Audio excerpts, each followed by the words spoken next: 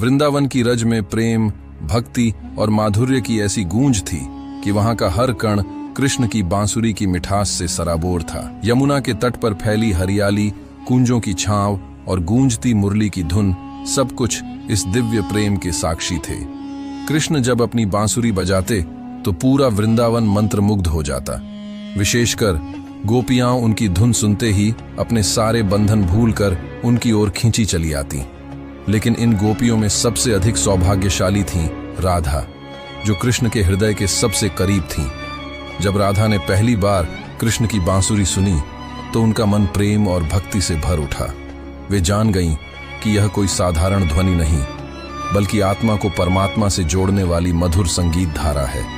एक रात शरद पूर्णिमा का चंद्रमा अपनी पूर्ण आभा के साथ चमक रहा था।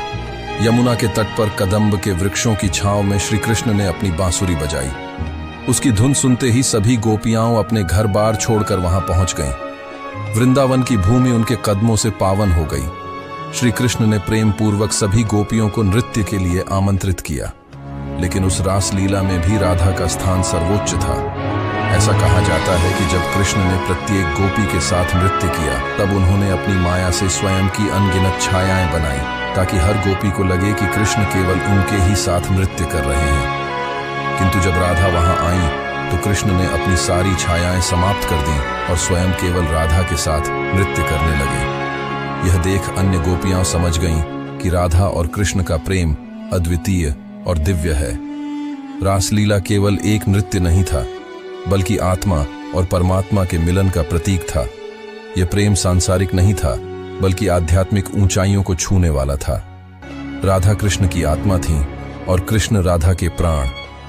उनका प्रेम त्याग, समर्पण और पूर्ण भक्ति का संदेश देता है। आज भी वृंदावन में रासलीला का अद्भुत महत्व है। वहां के मंदिरों, गलियों और कुंजों में राधा कृष्ण की प्रेम कथा जीवंत प्रतीत होती है। भक्तों का मानना है कि यदि सच्चे मन से प्रेम और भक्ति की भावना से वृंदावन की रज में प्रवेश किया जाए तो श्री कृष्ण और राधा का आशीर्वाद अवश्य प्राप्त होता है।